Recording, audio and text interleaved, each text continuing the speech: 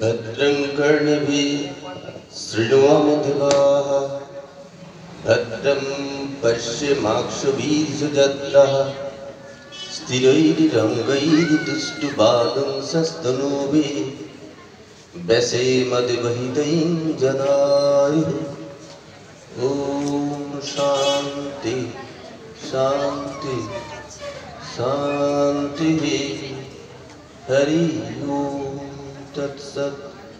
श्रीरामकृष्णार्पणमस्तु।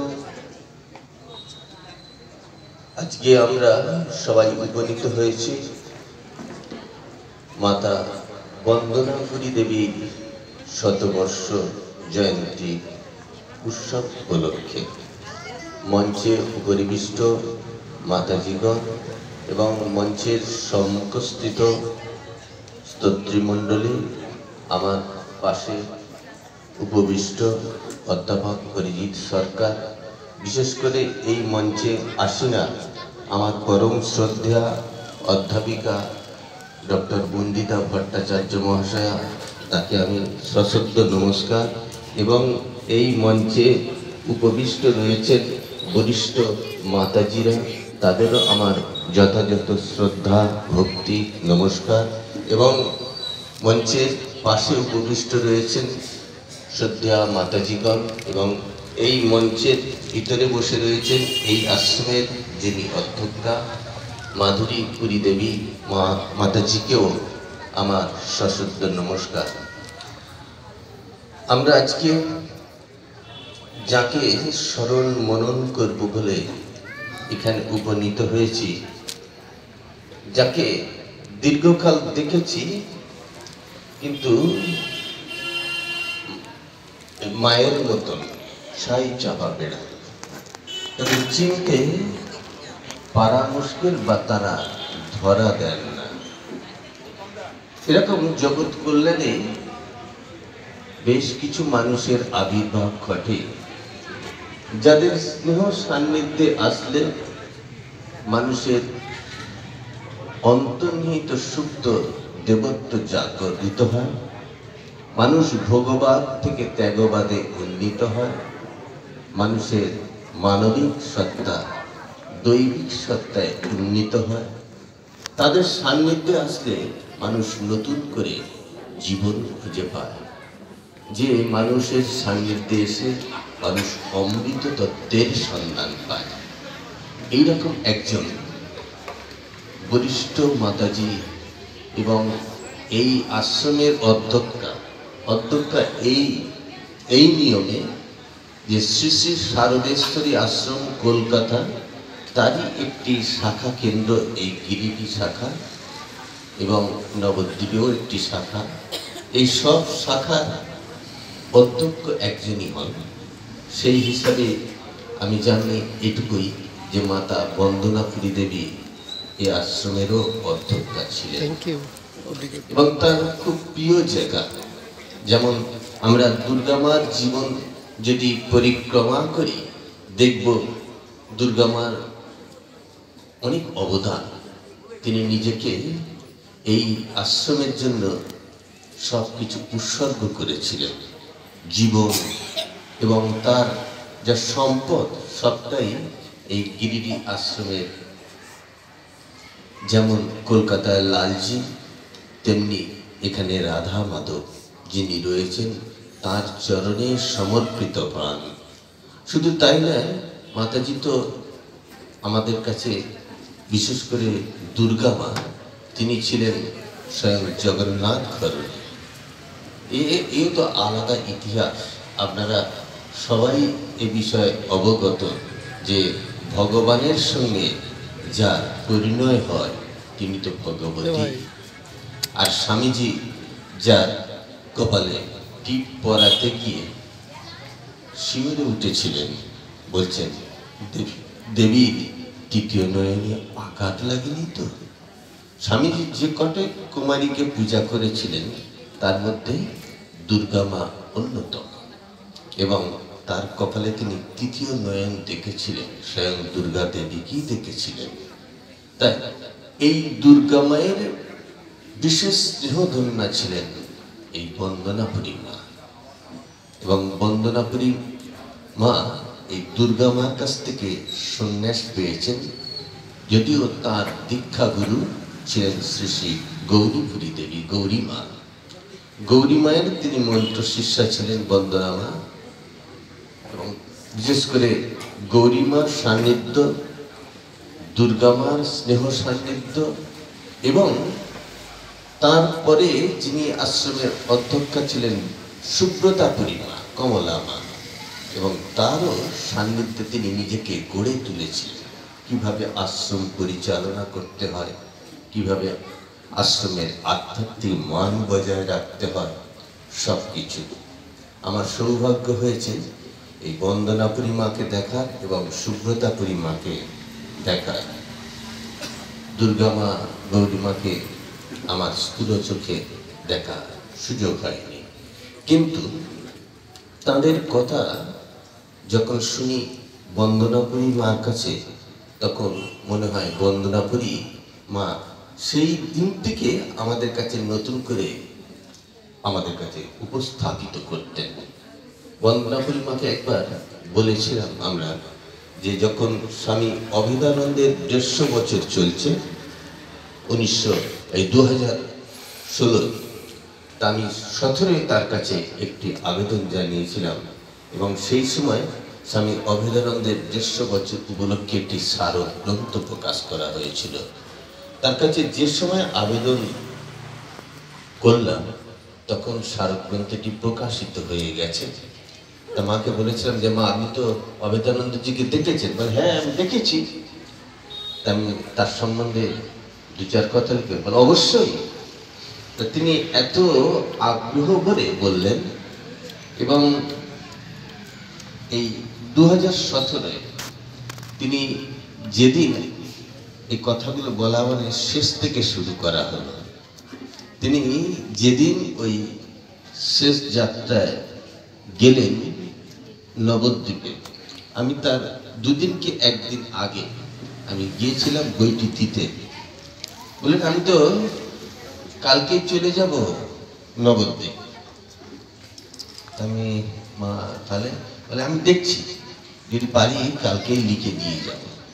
এত স্বল্প সময়ে এত পরিণত, পরিশীলিত, মার্জিত, শ্রদ্ধা সম্পন্ন এবং রীতিমতো তথ্যনিষ্ঠ একটা লেখা, এত ওই 93 বছরের প্রবীণা এত স্বল্প সময়ে একটি লেখা যে উপহার দিতে পারেন আমি নিজেও ভাবতে পারি। এবং সবটাই নিজে হাতে লিখেছেন, খুব সুন্দর লিখতে পারতেন। এই ফুল মা, তার ফুলের মতো সবটাই সুন্দর। হাতে লেখা দেখি বলবেন যে মানুষটি কি, যারা এই হস্ত লেখা বিচারক বিশারদ, তারা হাতের লেখা থেকে বলে দেবে এই মানুষটি কেমন। তা ফুলমা সেই রচনা শৈলী, তার হাতে লেখা দেখলে বলতে হবে রীতিমতো তিনি একজন দক্ষ লেখিকা, এবং এত সুন্দর লিখেছেন। এবং এই অল্প সময়ের মধ্যে অভেদানন্দজি সম্বন্ধে এত ভালো লিখলেন।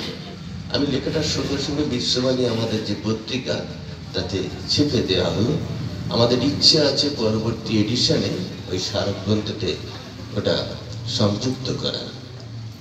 তা সেখানে মাতাজিকে আমি 2-1 কথা জিজ্ঞেস করেছিলাম। বললেন যে অভেদানন্দজি একবার এসেছেন গৌরী মাকে দেখতে, কারণ সেই সময় গৌরী মা আর অভেদানন্দজি দুজনেই মাত্র ঠাকুরের শিষ্য বেঁচে রয়েছেন। সেই হিসাবে সব একই গুরুর সন্ন্যাসী, সন্ন্যাসিনী শিষ্য, তাদের মধ্যে একটা হার্দিক সম্পর্ক ছিলই। আর বিশ্ববিজয়ী অভেদানন্দ, তাকে দেখার গৌরীমারও খুব ইচ্ছে ছিল। তা অভেদানন্দজি যথাযথ শ্রদ্ধা নিবেদন পূর্বক তার কাছে এলেন। দেখার পর আমাকে ফুলমা যেটুকু বলেছিলেন, বলছে আমি তো তখন ছোট, 6 বছরের বালিকা, কত আর বুঝি, তবে এইটুকু মনে আছে মহারাজ তালি দিয়ে গান একটি গেয়েছিলেন, শিব আর শক্তির খেলা, এটি তিনি দেখেছিলেন, বুঝেছিলেন বলে ফুলমা সেই ঘটনাটি বলেছিলেন। বলে তাকে দেখে আমার মনে হয়েছিল যে স্বামীজি কিরকম ছিলেন, তার ব্যক্তিত্ব, তার সেই ওই প্রবীণ মানুষ। অভেদানন্দজি যখন গৌরীমা সকাশে এসেছেন তখন বয়স প্রায় 72-73 বছর বয়স হবে, 74 বছর বেঁচে ছিলেন, এইরকম সময়ের কথা বলছেন তিনি। 72 বয়স, বলছে সেই বয়সেই তিনি গৌরীমায়ের সঙ্গে সাক্ষাৎ করলেন, গৌরীমাও তার সঙ্গে কথা বললেন, এবং তাদের মধ্যে একটা আলাদা ভাব, ওই কতক্ষণ ছিলেন বলছে তার মধ্যেই যেন একটা পুরো পরিবেশটাই পাল্টে গেল। তাই এই দুই গুরু ভাই বোনের মধ্যে যে মিলন সেটি তিনি দেখেছিলেন, এটি ফুলমা আমায় বলেছিলেন। এবং শুধু তাই নয়, এবং তার সম্বন্ধে বেশ কিছু কথা তিনি জানতেন যেগুলি বিভিন্ন সময় বিভিন্ন জায়গায় রচিত হয়েছে। এগুলি আমাকে ফুলমা কথা প্রসঙ্গে বলেছিলেন, তখনই বলেছিলেন যে মা একটা লেখা দেন, তা সেটি দিয়েছিলেন। তা ফুলমা, তার কিন্তু ফুলমা নামটি আমরা এখন সবাই জানি। ফুলমা বলতে মাতা বন্দনাপুরী দেবীর কথা আমরা বলছি। ফুল বললে আমাদের কাছে সেই ফুলের কথাই মনে পড়বে যে ফুল ঈশ্বরের পায়ে নিবেদিত হয়, যার সৌন্দর্যে সবকিছু এক মাধুর্যময় হয়ে ওঠে, যার সৌরভে সবাই আমোদিত হয়। এইরকম এক সৌন্দর্যের প্রতি ছবি যেন ছিল ফুলমার মধ্যে। দেখুন এই ফুলমা, যাকে এমন এই ফুলমা কথাটি বললে যদি আবার ফুল কথাটার মধ্যে যদি পূর্ণতা ধরি তাহলে সেটাতেও তিনি সফল। কারণ তার যেমন বাগ্মিতা, তেমনি তার লেখনী চালনা, তেমনি তার আধ্যাত্মিকতা, তেমনি তার বাচনশৈলী, সব কিছুর মধ্যেই তিনি যেন একটা পূর্ণতা রূপ দিতেন। আমি যতবারই গিয়েছি ততবারই গিয়ে মনে হতো যে মা শারদার ঠিক প্রতিনিধি, যোগ্য প্রতিনিধি যেন বসে রয়েছেন। যেমন ভাবে একটা পূর্ণ প্রতিমা বসে থাকা, এই যে ফুল মা, আমরা যদি ফুল কথাটাকে ইংরেজিতে নিয়ে নিই যে পূর্ণ, যে একটা পূর্ণ মাতৃ প্রতিমা বসে আছেন, তার মধ্যে একদম সবকিছু যেমন পূর্ণ তেমনি পূর্ণ, দুটি ছিল। একটা পূর্ণ প্রতিমা যেটাকে একদম বেশ পবিত্র স্বরূপিণী মনে হতো, এবং খুব তার ব্যবহার, এমন মাধুর্যতা সবকিছুর মধ্যে। আমার এই কথাটা বললে হয়তো নিজের কথাই বলা হয়ে যাবে, কিন্তু সঙ্গত কারণে এটি বোধহয় বলা প্রয়োজনীয়। কারণ বেশ আমি এখানে যখন কলকাতায় ছিলাম যত বছর, প্রত্যেক বছরই তিনি কখনো গৌরী মায়ের জন্মতিথি, কখনো দুর্গা মার জন্মতিথি, বিশেষ করে দুর্গা মার জন্মতিথি নবমীর তিথি, সেটি আমাকে আসতেই হতো। কখনো ঠাকুরের উৎসব, কখনো আশ্রমের শতবর্ষ হচ্ছে, এইরকম আমাকে তিনি প্রতিবারই বলতেন। তা আমি কিছু বছর শিলিগুড়িতে স্কুলের কাজ নিয়ে আমি ওখানে আমাকে থাকতে হয়েছিল, তা বছর 7। তা সেখানেও তিনি ওই কমল জানে সেভাবে তিনি ফোনে ঠিক যোগাযোগ করবেন, বাবা মা বলছি। এই কথাটা শুনলে আমাদের ঠিক মনে হবে মা শারদার কথা। বাবা আমি মা বলছি, এই কথাটা যখন বলতেন তখন আপনি আর কোনো দ্বিতীয় কথা বলতে পারবেন না, এবং সেই ভাব নিয়ে বলতেন রীতিমতন। সেই কথার মধ্যে হয়েছে মাধুর্য। একবারও বলতেন না আমি ফুল মা বলছি বা বন্দনাপুরী দেবী বলছি, এ কথা বলতে, বাবা আমি মা বলছি। এই শুধু অল্প কথা মা। এবং আমি তখন যে অবস্থায় ফোনটা ধরতাম সেখানে আমি আর কোনো কথা বলবো না। এই যে বলতেন, এবার তার কথাগুলো তোমাকে আসতে হবে। শেষকালে কিন্তু উনি এই কি বলতেন, তোমাকে কিন্তু আসতে হবে। এটিও এমন দাবি, আমি হয়তো অনেক ব্যস্ততার মধ্যে হয়তো সেবারে আসতে পারবো কিনা আমারও সংশয় থাকতো। শিলিগুড়িতে বুঝতে পারছেন, এখানে তো এটি 7-8 ঘন্টা জানি, ওখানে 12-15 ঘন্টা, গাড়িতে গেলে 18-20 ঘন্টা লেগে যাবে। তা সেইখান থেকে আসা খুব স্বল্প সময়ের মধ্যে অনেক সময় সম্ভব হবে কিনা আমি কথা দিতে পারতাম না। বলতে না, আমি জানি তুমি আসতে পারবে, তুমি ইচ্ছে করলেই পারবে, এটা আপনি বলতেন। তা আমি বললাম, তখন বলতাম যে আপনি আশীর্বাদ করুন যাতে আমি যেতে পারি। তা এইটা বলতেন, আমি মা বলছি তোমাকে আসতে হবে, এই যে বলতেন। আমি অনেক সময় যে কি করে সময় বার করব, এখানে এত কাজের মধ্যে আমি যেতে পারবো কিনা আমার নিজেও সংশয় থাকতো। এরকম একবার পড়েছে ঠাকুরের জন্মতিথি, সেবারে আমাকে আসতে হবে এবং আমি আসতে পারবো কিনা। সেবারে বোধহয় মহাজাতি সদনের প্রোগ্রামটা ছিল। তা আমি নিজের যথেষ্ট সংশয়ে ছিলাম যে কি করে পারবো। তা এমন একটা সময় হলো, এমন একটা ব্যবস্থা হলো, সুযোগ, আমি ওখানে অনুষ্ঠান করে বিকেলে এসে ওখানে অনুষ্ঠান করলাম এবং সেই অনুষ্ঠানে সমস্ত কিছু উনি যোগাযোগ করিয়ে দিলেন এবং এমন একজন লোককে বললেন আমি এসে ফিরে যাবো, আবার রাত্রে তিনি ট্রেনের ব্যবস্থা করে দিলেন। আমাদের সাধুরাই অবাক হয়ে গেলেন যে দুপুরে তো মহারাজ ছিল, আশ্রমে সঞ্চালনা করছিলেন, বিকেলে বেরিয়ে গিয়েছে, আবার সন্ধ্যেবেলা এসে এখানে বলেছি কলকাতায় মহাজাতি সদনে, আবার সকালবেলা পৌঁছে গেছি শিলিগুড়িতে। মানে এর সমস্ত কিছু ব্যবস্থাও তিনি, ওই প্রতাপদা ছিলেন তখন, যে প্রতাপদাকে দিয়ে উনি করাতেন, কমলও জানে। তা এইগুলো তিনি কিভাবে নেপথ্য থেকে করতেন, একজন আশ্রমের অধ্যক্ষা হয়ে সব কিছু খুঁটিনাটি, কিন্তু নিজের কথাই বলা হয়ে গেল মায়ের কথা বলতে গিয়ে। কিন্তু মা এতই ভালোবাসতেন এবং প্রত্যেকবার বলছেন না বাবা তোমাকে আসতেই হবে, এই যে বলতেন। আর আমি বলতাম যে মা এবারে তো দূরে আছি, না আমি কোনো কথা শুনবো, তোমার আসতেই হবে, এই যে বলতেন। তখন না কিভাবে যে বাধা বিপত্তি যে অতিক্রম হয়ে যেত আমি বুঝতে পারি না। ওখানে শিলিগুড়িতে খুব বড় স্কুল আছে, সেই স্কুলের কাজে আমাকে থাকতে হতো, সুতরাং যখন তখন আসাও একটু অসুবিধে ছিল, অত দূর থেকে আসা। কিন্তু ওনার যে একটা আশিস কাজ করত এবং এই কথার মধ্য দিয়ে একটা শক্তি থাকতো, সেটা দেখতাম, যেটা সম্ভব না সেটাও কিন্তু আবার সম্ভব হয়ে যেত। এগুলো আমি অনেক সময় মেলাতে পারি না। আর ওই যে যাবার সময় বলে গেলেন যে নবদ্বীপে যাচ্ছি, তারপরে তো তার যখন ওই স্থূল শরীরটি নিথর পড়ে রয়েছে, তখন আমি গিয়েছিলাম এই শারদেশ্বরী আশ্রমে, তখন তার ওই স্থূল শরীরের প্রতি শ্রদ্ধা জানাতে, এবং তখনও কিছু কথা আমায় জিজ্ঞাসা করা হয়েছিল, বলেছিলাম। কিন্তু এই মাতাজি জীবন চরিত হয়তো পূর্ণাঙ্গ আমি জানি না, বা আমার কাছে সেরকম স্বচ্ছ না, তৎসম্বন্ধেও তৎসত্ত্বেও আমি দু একটি কথা যা শুনেছিলাম তাতে অবাক হয়ে যায়। তার এই ফুল নামটি দেয়া দুর্গা মায়ের, অর্থাৎ তাকে ফুলের মতো পবিত্র তিনি দেখেছিলেন এবং সেই ফুলের মতো তিনি পবিত্র হয়ে উঠেছিলেন। যে ফুল মা, তার সমস্ত নাম গোত্র সব কিছু তিনি ত্যাগ করে একদম ফুলের মতো পবিত্র, ঈশ্বরের পায়ে নিবেদিত হবে বলেই তো ফুল।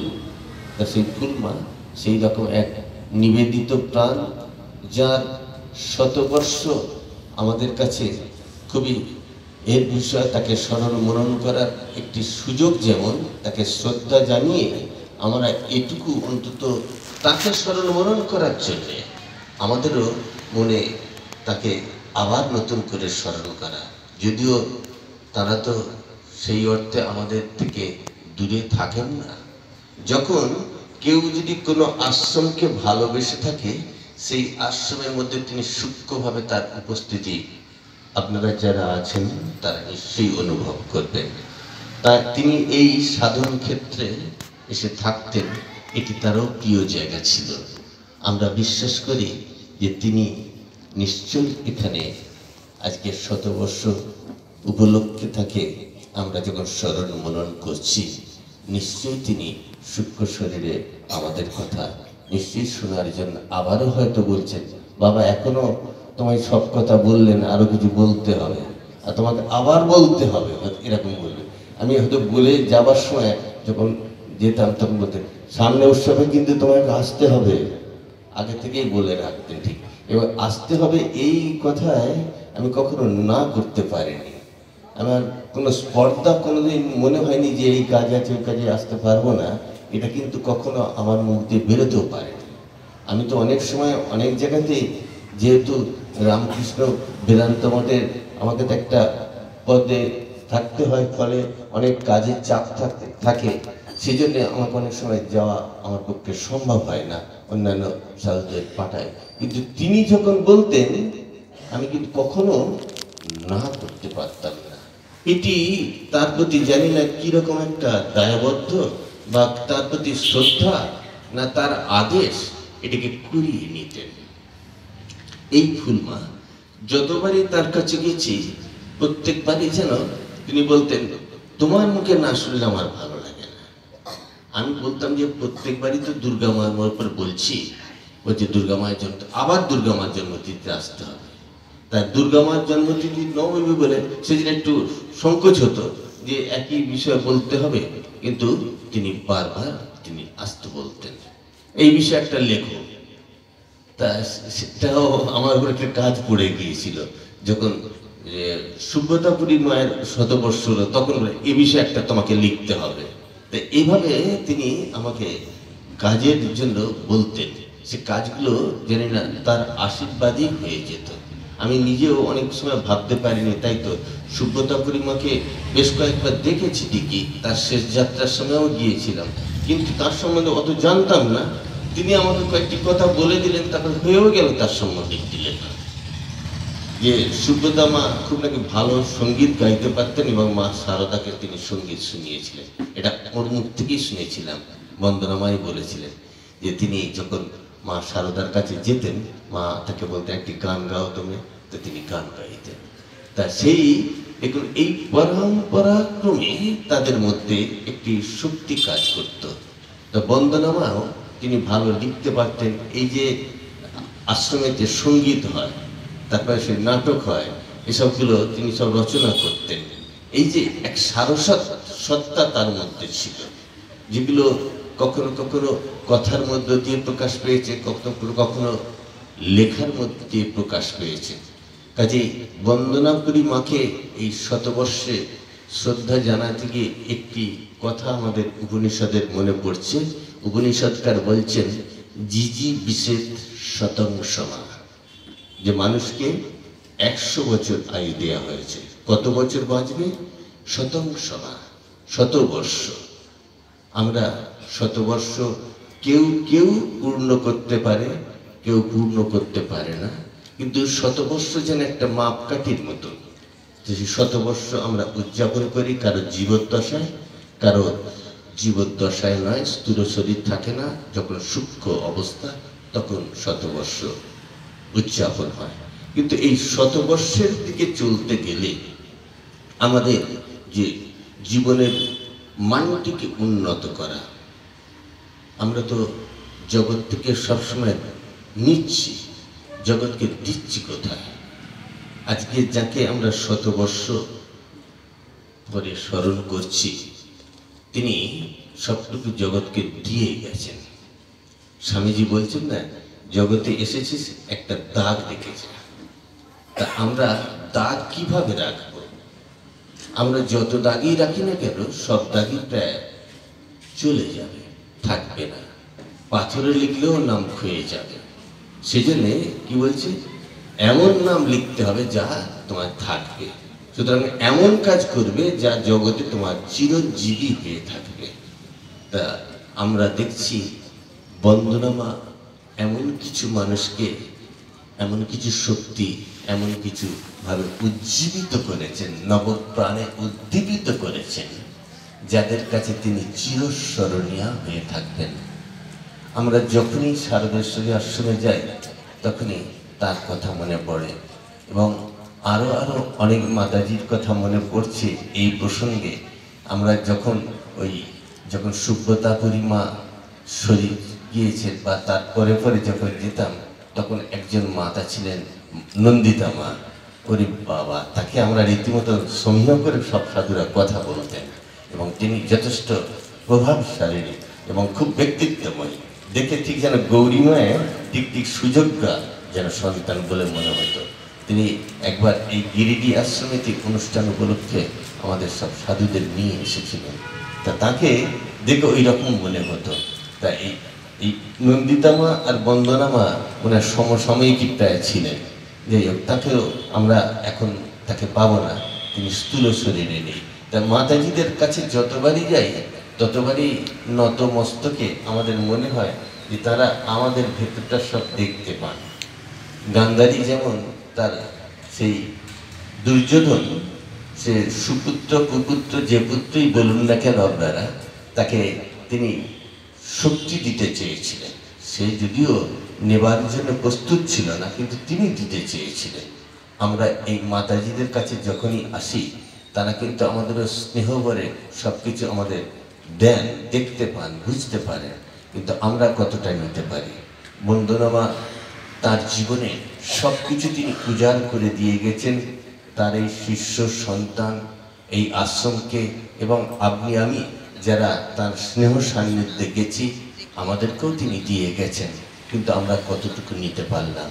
তাকে আজকে শতবর্ষ পরে যত স্মরণ মনন করব তার কাছ থেকে আমরা সেই শক্তি পাব। তিনি যেভাবে দিব্য শক্তিতে উদ্দীপিত হয়েছিলেন, তার জীবনকে যেভাবে তিনি উদযাপন করেছেন, বন্দনামা তার জীবনকে যেভাবে জগতের জন্য উৎসর্গ করেছিলেন, এই আশ্রমের জন্য উৎসর্গ করেছিলেন, তার সেই শক্তি আমাদের মধ্যেও সঞ্চারিত হবে, এটি আমরা বিশ্বাস করি। আজকে শতবর্ষ পরে তাকে যতবারই স্মরণ মনন করব, তাকে যে দিক থেকেই দেখব সেদিক থেকেই তিনি আমাদের খুব কাছের জন হয়ে উঠবেন। এবং যতবার তাকে দেখি, সেদিনে ওই গৌরীমাতা উদ্যানে যখন গৌরীমায়ের প্রতিকৃতিতে আমরা মাল্য অর্পণ করতে গিয়েছিলাম, সেই অনুষ্ঠানেও তিনি উপস্থিত ছিলেন।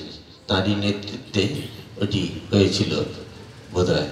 তা সেই সময়তে তারই ব্যবস্থাপনায় ছিল, কিন্তু তারপরে তার আগেই বোধহয় শরীর চলে গেছে, কিন্তু তারই উদ্দেশ্য তিনি এটির জন্য ব্যবস্থা করেছিলেন। তার মুখ থেকে শুনেছিলাম যে একটি গৌরীমাতা উদ্যানে একটি মূর্তি বসবে। হয়তো তিনি ঠিক সেই সময়তে স্থূল শরীরে ছিলেন না, তার আগেই তার ঠিক শরীর গেল। তো যাই হোক, ওটা বোধহয় 18-তে হয়েছিল, মায়ের 17-তে শরীর চলে যায়। কিন্তু মায়ের উদ্যোগ ছিল মা, কারণ সেটি উনি বলেছিলেন, বাবা তোমার আসতে হবে, ওখানে যেতে হবে। যাই হোক, তো মা এরকমভাবে কাজের মধ্যেও তিনি কিন্তু আমাদের কাছে জীবিত স্মৃত থাকবেন, সে বিষয়ে কোনো সন্দেহ নেই। যখনই তার কথা মনে করি তখনই মনে হয় যেন সেই গঙ্গা জলে গঙ্গা পূজার মতো। মাকে যতবারই আমরা বলতে যাই না কেন, যেন মনে হচ্ছে কিছুই বলা হলো না, কারণ তিনি তো আমাদের হৃদয়ে মন্দিরে বিরাজমানা। কাজে তাকে কতটা ব্যক্ত করতে পারি আমরা, হয়তো এই বাক্য পুষ্পাঞ্জলি দিয়ে হয়তো তার সম্বন্ধে একটু আধটু হয়তো তার স্পর্শ মাত্র পেতে পারি, বা একটু আধটু তার ছোঁয়া মাত্র পেতে পারি, বা একটু একটু নমুনা পেতে পারি, তাকে কতটাই বা রূপ দিতে পারি। কাজে এই শতবর্ষ পরে তাকে আমরা যতটাই স্মরণ মনন করব ততই আমাদের মঙ্গল। শুধু তাই নয়, তার শতবর্ষ উপলক্ষে একটি সারা পত্রিকা বোধহয় বেরিয়েছে, তো তাতেও আমার দু একটি কথা তাতে লেখা সুযোগ হয়েছিল, লিখেছিও। তা এই অবসরে মায়ের কাছে প্রার্থনা, তিনি যেমন করে স্থূল শরীরে ছিলেন, যে সময় আমাদের সকলকে উদ্দীপিত করতেন, আমাদের আশীষ প্রদান করতেন, এখন আমার বিশ্বাস যে তিনি এখনো আমাদের এই শতবর্ষ পরে আমাদের সেভাবেই আশীষ প্রদান করবেন। এবং সকলের প্রতি জানবে তোমাদের মা আছে, যেমন করে সারদা মা বলতেন, জানবে তোমাদের একজন মা আছে। এবং সেই মায়ের উপর আমরা বিশ্বাস রাখতাম, শ্রদ্ধা রাখতাম, এবং সমস্ত বাধা বিপত্তি আমাদের দূরীভূত হতো মায়ের আশীষে। এই বিশ্বাসটা আমাদেরও আছে। বন্দনামা শতবর্ষ পরেও আমাদের সেভাবে আশীষ প্রদান করবেন। তিনি সূক্ষ্মভাবে যেভাবে আগে আগে যেমন আমাদের স্নেহ চোখে দেখতেন, ভালোবাসতেন, এখন সূক্ষ্মভাবে সেটুকু আমাদের দেখবেন, ভালোবাসবেন, এবং আমরাও যদি তার চরণে ভক্তি পুষ্পাঞ্জলি অর্পণ করতে পারি, তিনি শুনবেন। তার কাছে আমার এইটুকুই প্রার্থনা। জয় মা, জয় মা, জয় মা।